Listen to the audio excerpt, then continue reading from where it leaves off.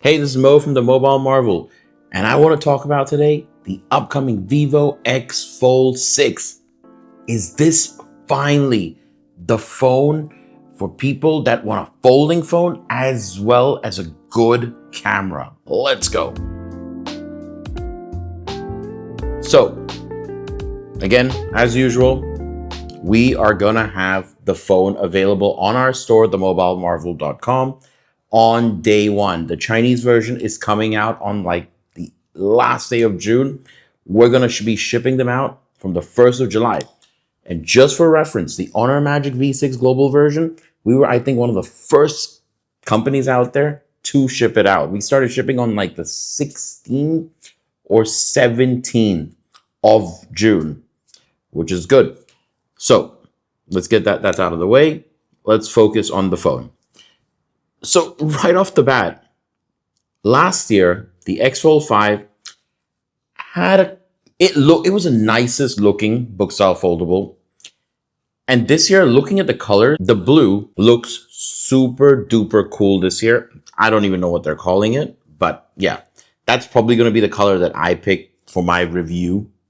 But yeah, there's going to be a couple of things that make this device stand out compared to the N6 and the V6. The V6 Global just came out. But one of the things that I think that's going to make it stand out is this is the first time I've ever seen a foldable phone that's also going to be sold with the photography kit. That's actually looks like that's actually going to be a legitimate option. I don't know if later that's going to come out in the global version or not, but we do know the Chinese version is going to have that whole big photography kit.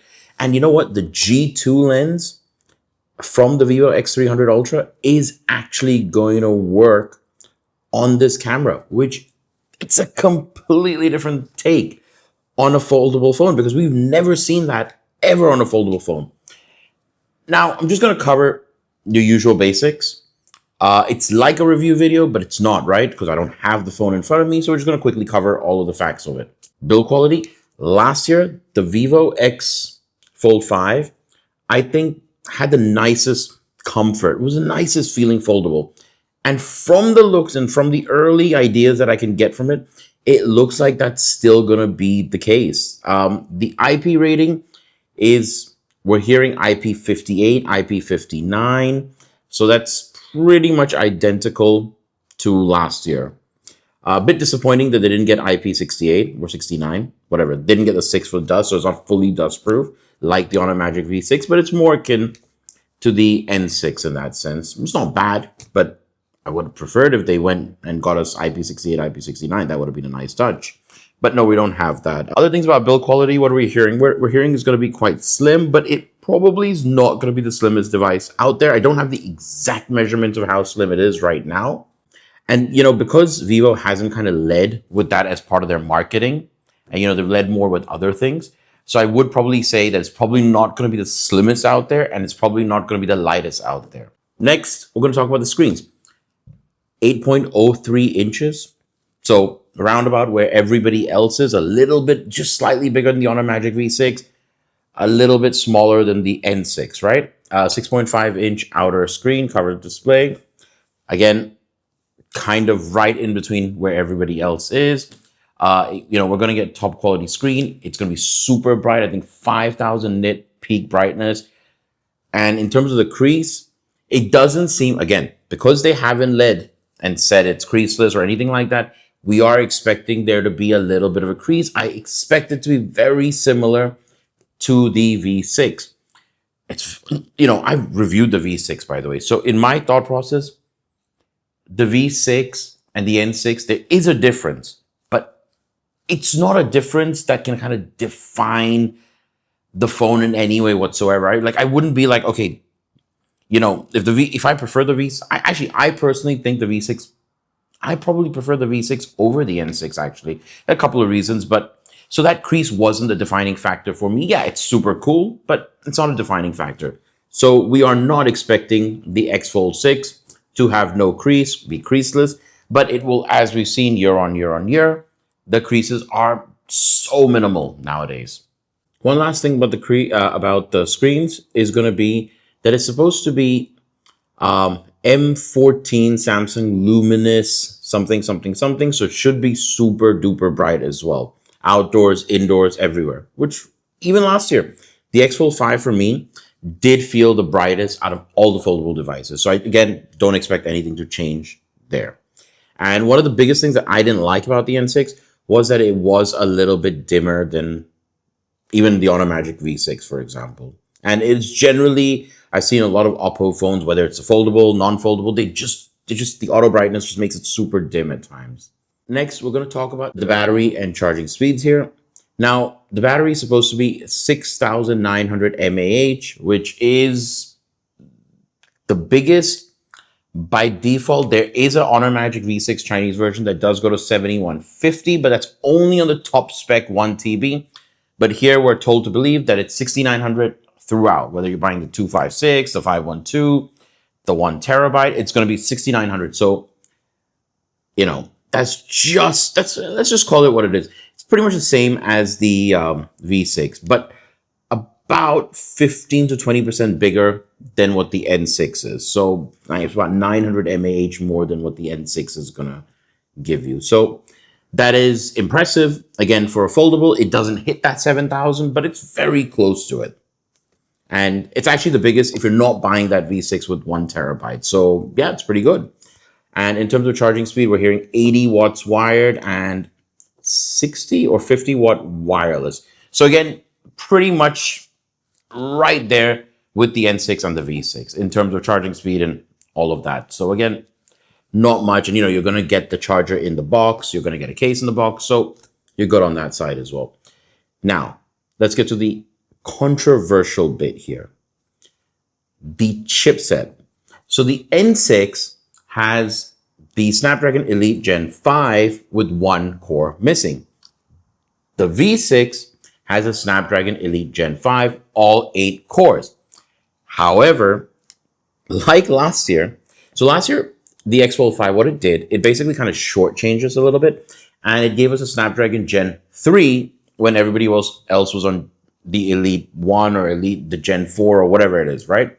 So it was kind of one generation behind. This time, they're giving us a leading version of the Dimensity 9500 chipset. Now, this is the same chipset, the X300 Pro, the X300, and the Oppo X9 Pro. But this is supposed to be a more souped up version of that chip. Again, from my experience, I couldn't really tell a very big difference. However, one thing I did notice is that I found the battery life on the Dimensity chips to be a little bit better. So if I was to take a guess, I think 6,900 mAh battery with that souped up Dimensity 9500 chipset, I expect that the Vivo probably, this was my thought process, and you know, when I actually have the device in hand, it could be very, very different. But from my understanding is that it should last a little bit longer than the V6 is going to last. So there is that. But yeah, it's a bit disappointing that they haven't given us, again, Snapdragon latest chipset. They've instead of gone for the Dimensity 9500. Yes, it's a souped up version or leading version or whatever they're calling it. That's probably the main negative, but it's probably not the main consideration if you're probably considering this device, right? So now let's move on to the main thing about this phone. Foldable phones don't have good cameras. Vivo's last year, the X Fold 5 was miles ahead. The photos were miles ahead. That Snapdragon Snapdragon Gen 3 chip was disappointing.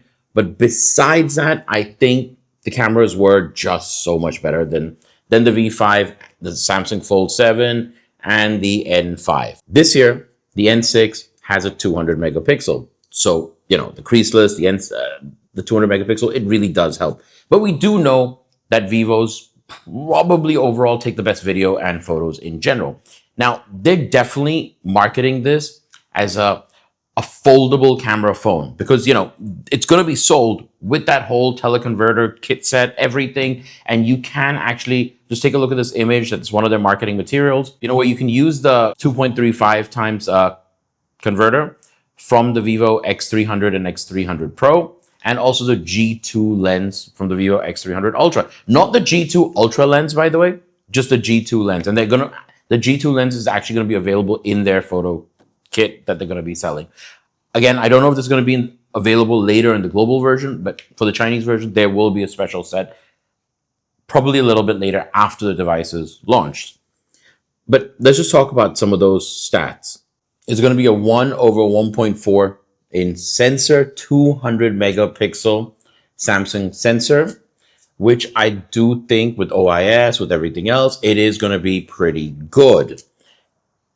50 megapixel ultra wide, 50 megapixel telephoto. Again, 3x optical zoom, OIS. It will have pretty much everything you'd want. And we do know it's going to be the usual size coded lenses, which I really personally do like. I just think they just reduce the amount of glare that comes in.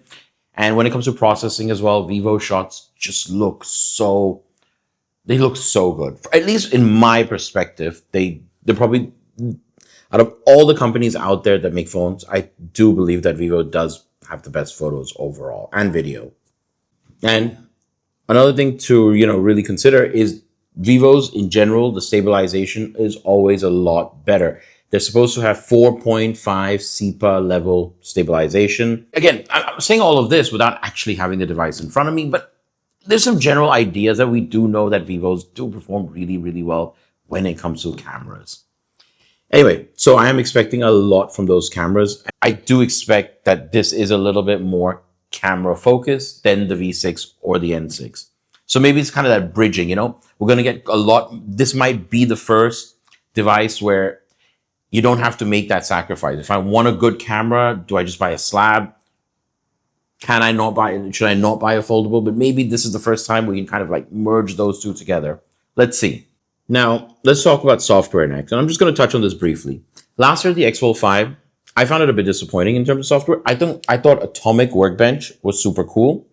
And they're supposed to have massive improvements in Origin OS 6 with that Atomic Workbench. Again, I have not seen it, but I expect there will be certain improvements. But one thing that did disappoint me last year, which apparently is fixed now, is having 3 side-by-side apps at the same time. And I'm not talking about 2 full apps and then a floating window. I'm talking about like what the V5 had and the V6 has, and the N5 and N6. The 3 literal full-size kind of apps side by side. And that was something that was missing last year.